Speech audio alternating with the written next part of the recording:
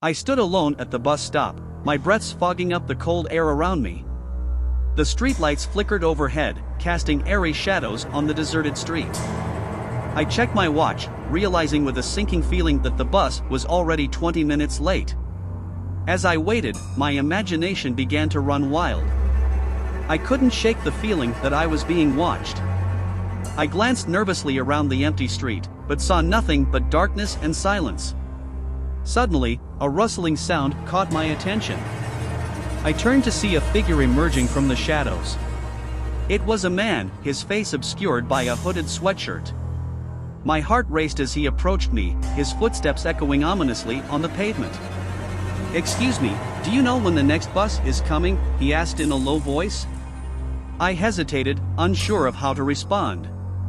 Something about the man's demeanor sent chills down my spine. "I'm not sure," I stammered, taking a step back.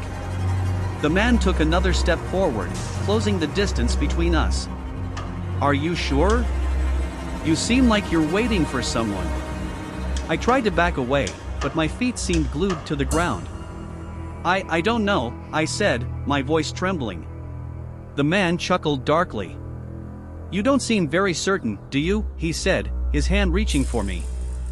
I turned to run, but it was too late. The man grabbed me by the arm, pulling me close to him. I screamed, struggling to break free, but his grip was too strong. As he leaned in closer, his hood falling back to reveal a twisted, grinning face, I knew that my worst fears had been realized. I was alone and helpless, at the mercy of a deranged stranger in the dead of night. I closed my eyes and prayed for someone to come and rescue me. But the bus stop remained eerily quiet, and the man's grip on my arm only tightened. "Please, let me go," I pleaded, tears streaming down my face. The man only laughed, his hot breath sending shivers down my spine.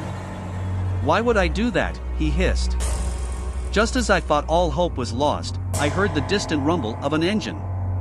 It was the sound of a bus approaching. The man's grip loosened momentarily as he looked up in surprise. Taking advantage of the opportunity, I broke free and ran towards the bus. But as I boarded the bus, I realized something was not right. The bus was empty. Not a single passenger sat in any of the seats. I looked up at the driver's seat, but no one was there. The bus began to move, lurching forward with a sudden jolt. The man from the bus stop was now standing at the front of the bus, his twisted grin wider than ever before. "You thought you could escape me," he cackled, his eyes flashing with madness. I stumbled backwards, tripping over an empty seat and falling to the ground. The man advanced towards me, his footsteps echoing ominously in the silent bus. But just as he was about to grab me, the bus screeched to a halt. I looked up to see a figure standing at the front of the bus, holding a flashlight.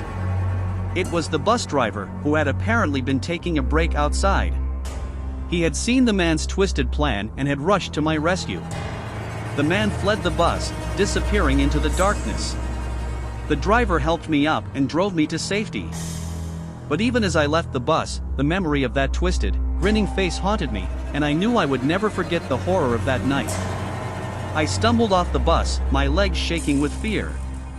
The driver looked at me with concern in his eyes, but I could only manage a weak nod of thanks. I knew that the terror of that night would stay with me forever. As I made my way back to my apartment, I couldn't shake the feeling that I was being followed. Every shadow seemed to hold a lurking danger, and every sound made me jump.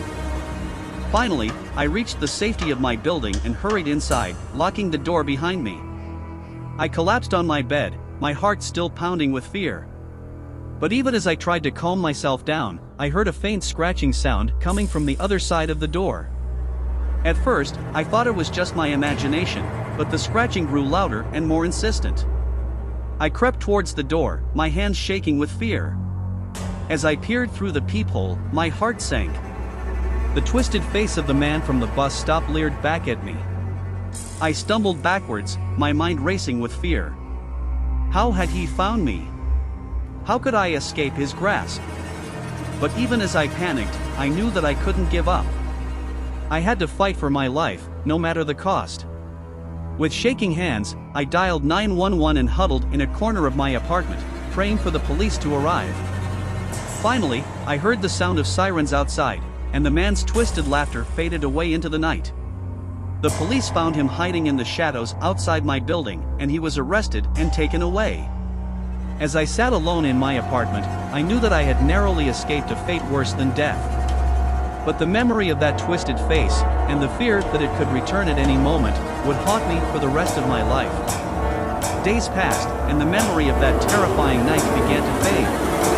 I tried to put it behind me and go about my daily routine, but the constant feeling of unease and paranoia never left me. One evening, as I was walking home from work, I heard footsteps behind me. I turned to see the man from the bus stop, his twisted grin wider than ever before. My heart raced as I tried to run, but his hand shot out and grabbed me by the hair. He pulled me back towards him, his grip tightening with each passing moment. "You thought you could escape me," he hissed in my ear. I tried to scream, but his other hand covered my mouth, muffling my cries for help. I struggled against him with all my might, but it was no use. He was too strong, too determined to let me go. Suddenly, a flash of light illuminated the darkness.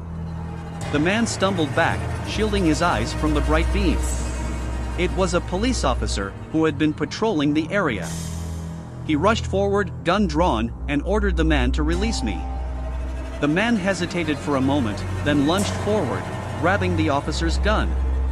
A fierce struggle ensued, with the man and the officer locked in a deadly dance of life and death. Finally, with a final burst of strength, the officer managed to disarm the man and subdue him. He was taken away in handcuffs, but not before he gave me a chilling warning. "I'll be back," he sneered. "And next time, there won't be anyone to save you." I knew that he meant what he said. The man's twisted obsession with me had consumed him, and he would stop at nothing to get what he wanted. As I lay in bed that night, I knew that I could never truly escape the horror of that night at the bus stop. The man's twisted face, and the fear of his return, would haunt me forever. As I lay in bed that night, my mind was consumed by fear. The memory of the man's twisted face loomed large in my thoughts, and I knew that I would never truly be safe again. Suddenly, I heard a faint scratching sound coming from outside my window. At first, I thought it was just the wind, but as the scratching grew louder and more insistent, I knew that something was terribly wrong. I crept towards the window, my heart racing with fear. As I peered outside, I saw the man from the bus stop, his twisted grin wider than ever before. He was clinging to the outside of my building, his fingers scrabbling against the brickwork as he climbed ever closer to my window.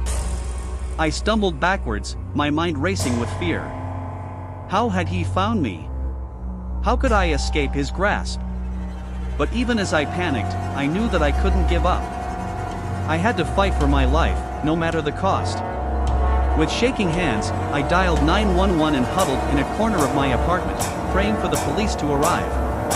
As I waited for help to arrive, the man's twisted laughter echoed through the night. It was a sound that chilled me to the bone, a sound that promised only death and destruction. Finally, I heard the sound of sirens outside, and the man's twisted face disappeared from my window. But as the police searched the area, they found no sign of him. The man had vanished into the night, leaving me alone with my fear and my terror. And as the days passed, I knew that he was still out there, lurking in the shadows, waiting for the perfect moment to strike again. I tried to put the memory of that night behind me, but the constant feeling of unease and paranoia never left me. Every shadow seemed to hold a lurking danger, and every sound made me jump. And even as I tried to convince myself that I was safe, I knew deep down that the man from the bus stop was still out there, waiting and watching, ready to strike at any moment. Despite the police's efforts to find the man, he continued to evade them. And as the days passed, the fear inside me only grew stronger.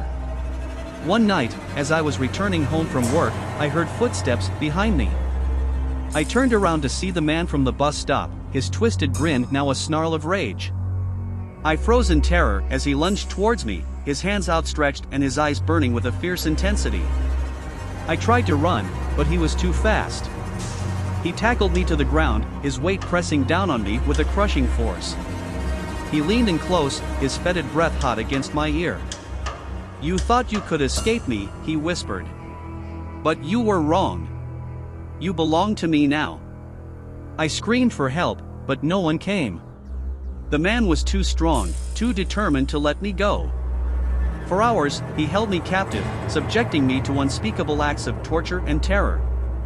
He laughed as I begged for mercy, relishing in my pain and suffering. And as the night wore on, I knew that there was no escape. The man's twisted obsession had consumed him, and I was nothing more than a plaything for his sick and twisted desires.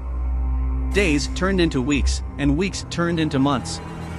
I was trapped in a living nightmare, my every waking moment consumed by fear and terror. And even as I begged for death, the man continued to torture me, his twisted grin the last thing I saw before the darkness consumed me. In the end, I was just another victim of the man from the bus stop, lost forever to the horrors of his twisted mind. And as the years passed, my memory faded into nothing, just another footnote in the man's dark and twisted legacy. But one day, something inside me snapped. I had been living in fear for far too long, and I was no longer willing to be a victim. As the man from the bus stop taunted me with his sick and twisted games, I saw an opportunity for escape. In a moment of desperation, I lunged forward, grabbing the man's neck and squeezing with all my might. For a moment, there was silence. And then, with a sickening crunch, the man's neck snapped, his twisted grin frozen forever on his face. I stood there, panting and covered in the man's blood, my mind consumed by a fierce and terrifying rage. But even as the man lay dead at my feet, I knew that my troubles were far from over. The police would surely come looking for me, and I would be branded a killer, forever trapped in a life of fear and paranoia. But I didn't care. I had finally taken control of my own destiny, and I was willing to do whatever it took to protect myself from the horrors of the world. In the end, I walked away from that bloody scene with a sense of grim determination. The memory of the man from the bus stop would haunt me forever, but I was no longer afraid. And as I disappeared into the night, I knew that I was a survivor, a warrior in a world of darkness and terror. And I was ready for whatever horrors the future might hold. Thanks for watching. If you enjoyed this video, please take a moment to hit the like button and consider subscribing to our channel for more great content. Your support helps us continue to create and share valuable information with you. Don't forget to click the notification bell so you never miss an upload. Thank you again for tuning in, and we'll see you in the next video.